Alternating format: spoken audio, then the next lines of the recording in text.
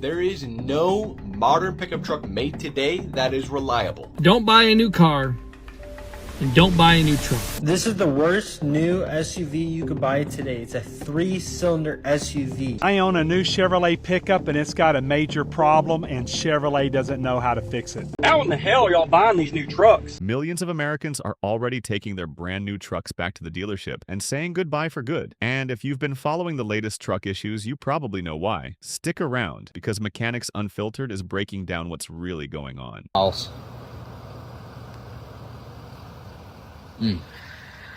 These new trucks are just way overpriced. This truck right here had an MSRP of $55,000 when I bought it.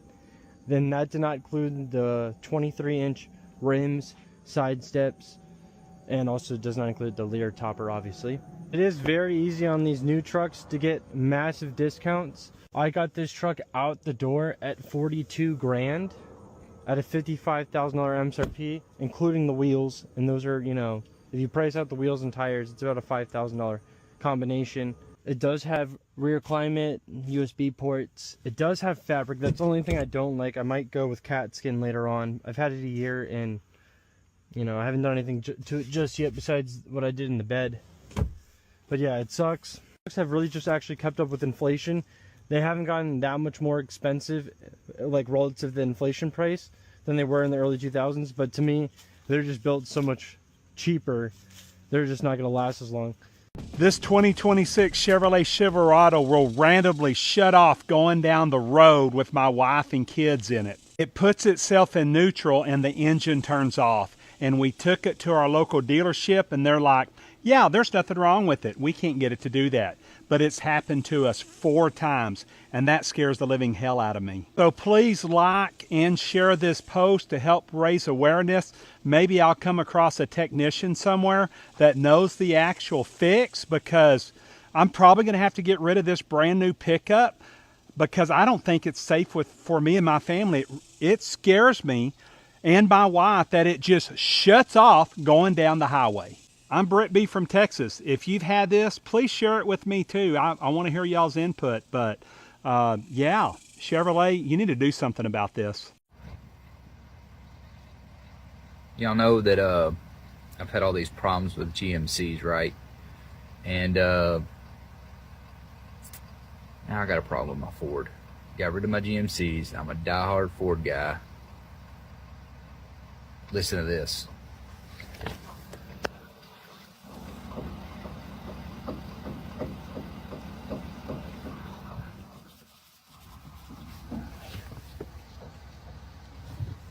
Something's loose in my front end. When I hit a bump, it sounds like the steering column's going doo-doo-doo-doo-doo-doo. Dang it. And I need this truck to pull this weekend. Well, Ford guys, sorry guys. These GMC fans are gonna have a field day with this one.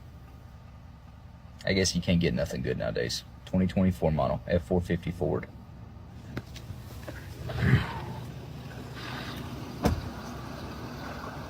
Brand new.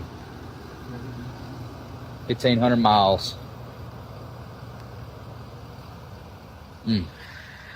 Mechanics are revealing a side of truck ownership that brands don't always advertise. Even longtime Ford loyalists can end up dealing with unexpected problems, like a loose front end on a nearly new F450. When a truck this expensive starts making noises over bumps, it raises some serious questions about quality and reliability. Maybe the real issue isn't the badge on the grill, it's how well these trucks are being built and checked before they hit the road. 2000s, but to me, they're just built so much cheaper.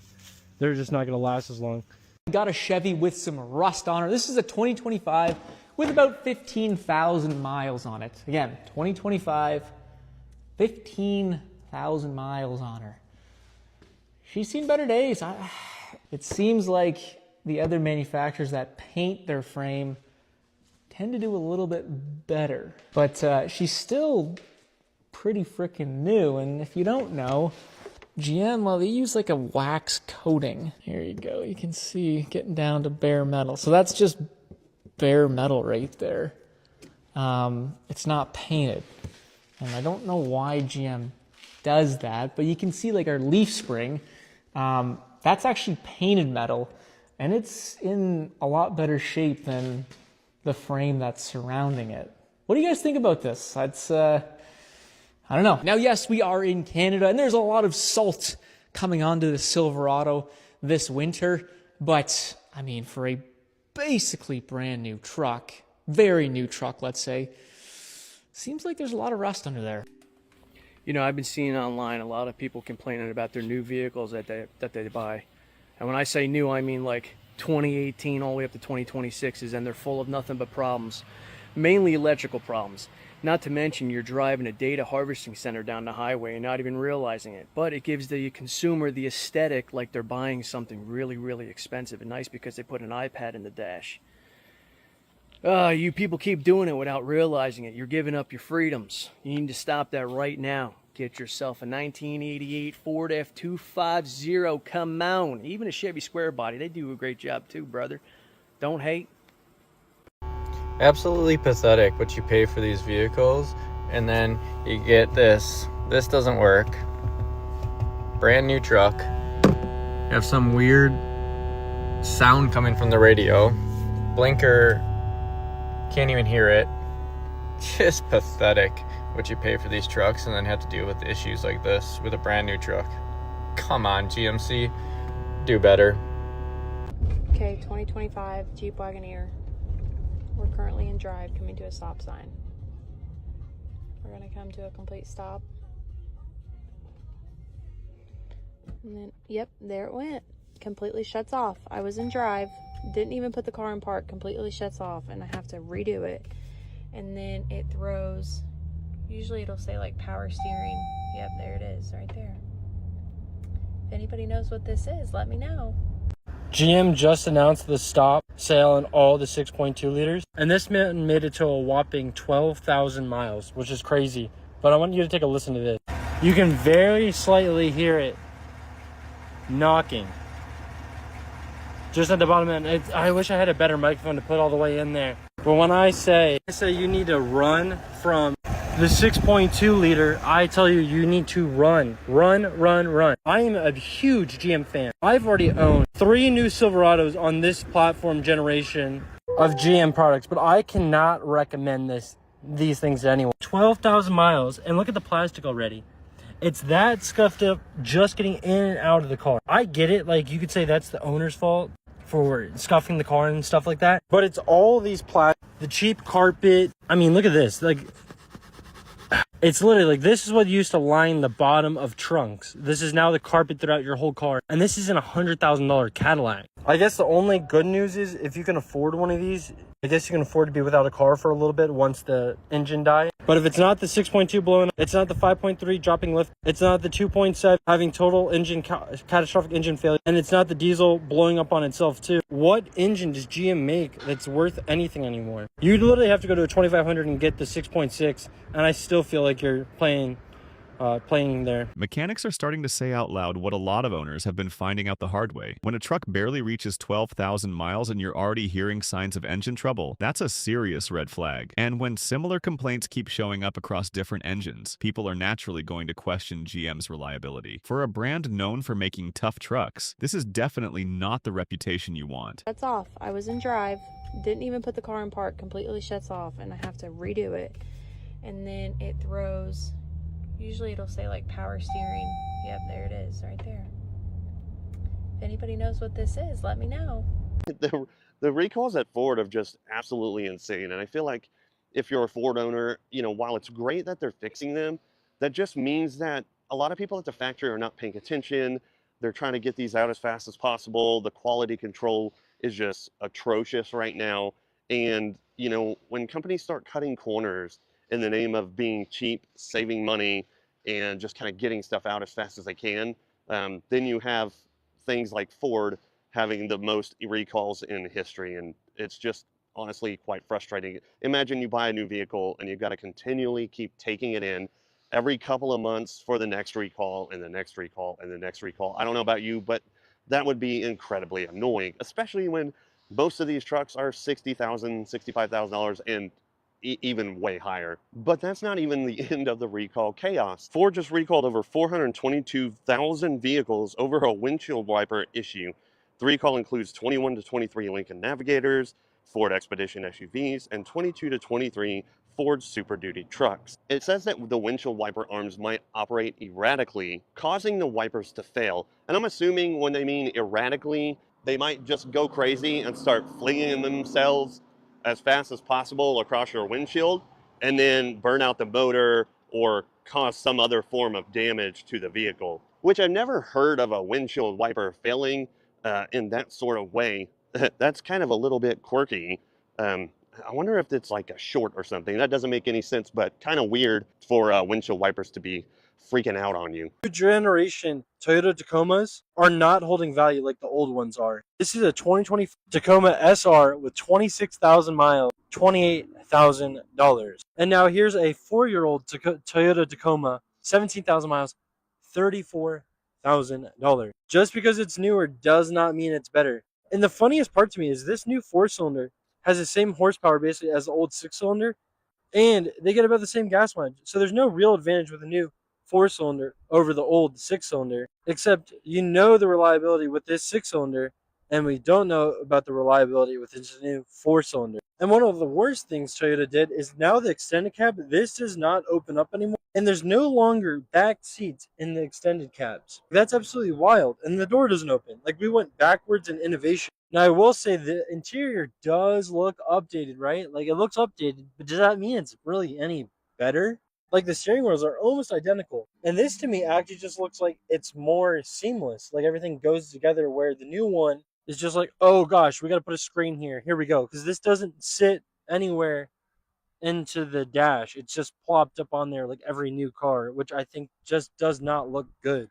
But that to me is, why didn't they just make this a single cab? Why do you have to get this weird half cab where you don't get a door and you don't get any back seats? All right, so I'm starting to think I got a lemon here. Come to get in the truck today, and I mean, we got no power whatsoever. So I'm gonna have one of my guys come and jump it off, because I'm definitely not jumping it off with the Corvette. So this is just my luck with this motherfucker. Yesterday the radio went out, now it won't start. Lovely. Well, I got the truck started. Now I don't have any steering, and I'm limited to like 43 miles an hour. I swear, man. The radio's working. It wasn't working yesterday, but it's working today. Oh man, this truck literally has now 1,800 miles on it, and it has left me stranded 2 times. So I don't know. All right, so the truck now decides that it wants to run. So I'm gonna try and get this to Fort Walton and hopefully not break down on the side of the road in the process. So wish me luck, y'all. Wish me luck. Has the new Toyota Tundra successfully ruined Toyota's reputation and long-standing name of like the reliability vehicle? You just buy any Toyota off the lot and you'll drive it forever. Has the Toyota Tundra ruined that? Because it's almost like it's almost like seeing behind the mask. Like your hero really isn't all that you think it is. And I feel like the Toyota Tundra is really proof of that. That new thing is garbage. They've been having so many problems. They're just like the rest of the big three. They're just like Dodge. They're just like Ram. They're just like Chevy. They're just like Ford. They're just like the rest of us. It's nice to see, you know? It's like forever they used to pretend that these horrible on gas Tundras, because that was what they were always known for. They were like, they got the V8, but they were bad on gas. Were reliable. Now they're both and neither. They are underpowered, they're bad on gas, and they're unreliable. So yeah, too bad. Toyota Tundras suck. I could care less. It'd be nice if the Toyota Tundras didn't suck, but it seems like this has been kind of an Achilles heel a little bit for Toyota. Mechanics are starting to question whether the Tundra still deserves Toyota's legendary reliability reputation. The new generation has faced enough engine and reliability concerns that it's becoming harder to ignore. For longtime Toyota fans, that can feel like a serious reality check. The big question now is whether Toyota can fix these issues before the Tundra loses the trust that made its name. Patrick, why don't new trucks last? So, a lot of different reasons. A big one that I will preach about for a long time, I guess, cylinder deactivation. Seems to cause a lot of issues. You're adding moving parts. GM's been using it for a long time. They call it AFM for active fuel management. Dodge is calling it MDS for multi-displacement. And I think Ford's like VDE for variable displacement engine. They all essentially do the same thing, albeit sometimes in different ways. I guess the most common ones would be GM that we've seen a lot of failures with. They use hydraulically controlled lifters and a solenoid to basically to close the valves on 4 cylinders, and then they cut fuel to those. Well, that sounds like a great idea, and I mean, yeah, you do get a little bit of economy for it, or from it, but those extra moving parts, those lifters fail, and it is not a cheap repair, especially when you start wiping cam loads and things like that.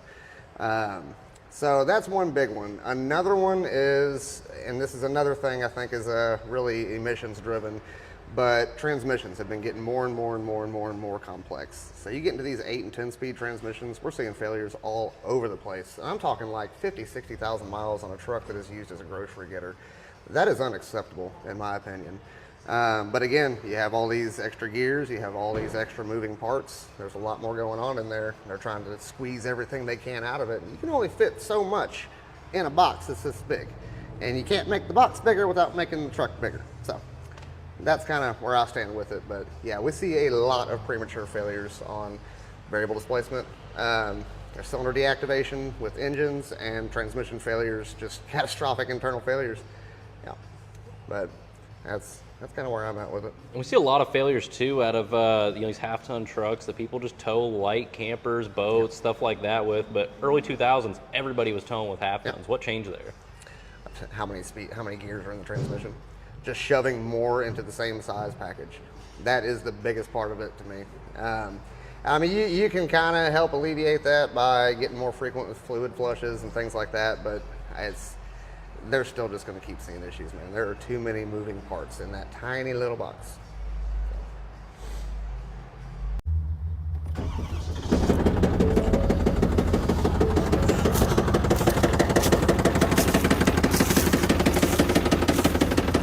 $10,000 miles on her, bro.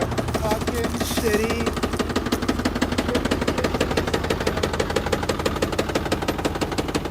...2024 with 10,000 miles, and this is what she sounds like. Is this how my Power Stroke's supposed to sound like? Yep. Okay, GMC. My question is, why are you designing transmissions that only last 30,000 miles? Yeah, this truck is dog shit. For 100 grand, you get this GMC Denali, and it's gonna break down. Just a heads up to everyone else that are buying these pieces of garbage. We got a new Yukon Denali that blew out the front end, so that's getting towed. And as we're watching that, look over here into the parking lot. The new Ram over there, and it's puking coolant everywhere. So that one will be next. That one will be next on the tow truck right away here. We have never seen such poor quality out of Toyota ever. This is a brand new Tundra right here. It looks like the sun reflected off a window and melted a line across the whole front end of this truck. It's probably $1,500 worth of damage right there, just by the sun. That's crazy. These auto manufacturers really need to step up their quality game for the price we're paying for these trucks. Well, I'm one of them. 2022 GMC AT4X, the baddest truck that GMC is supposed to make. It burns 3.5 quarts of oil in between oil changes. Also, had a recall on the grill. Mine flew off in Kansas during turkey season. I mean, I've been a GM guy for a long time. I've got a 2006 Chevy, 3/4 ton Duramax, got 267,000 on it. I drive it across the country today. Brand new GMC Acadia sitting there. This is my wife's. But then tonight, I'm driving out the road. I'll show you a picture of my truck.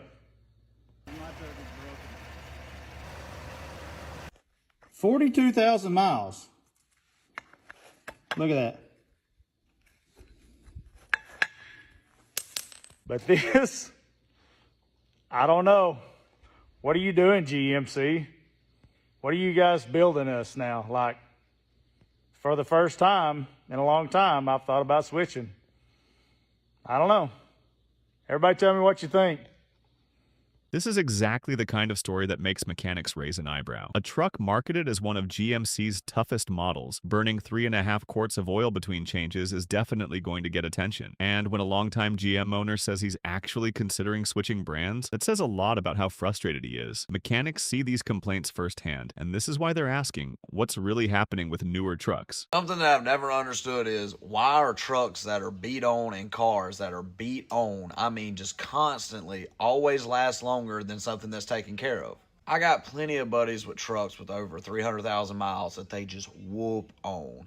Same thing with cars. I got plenty of buddies out here just beating their cars to death, and they always last a long time. And then I got some buddies that'll put a bajillion dollars in their stuff, make sure they got low miles, and make sure da-da-da, and it just be breaking all the time. I don't really understand it, but it just seems like when some stuff gets babied too much or you try to take too much care in anything, it honestly turns into the biggest pile of garbage you've ever dealt with. I've had trucks with super low miles be the biggest POSs I've ever had, and I've had some trucks with 300,000+ miles be some of the best. I've had diesels with 100-something thousand miles, and I've had diesels with 200+. Hell, I just got rid of a diesel truck last year that I didn't know the cluster was swapped on before I got it. And when I run the Carfax, the truck had 440,000 miles, and you would never know it. But I got a buddy that has a true low mileage diesel truck, same body, and it's had nothing but problems. I don't know. I just feel like if you beat on something, it lasts longer. And that's just me.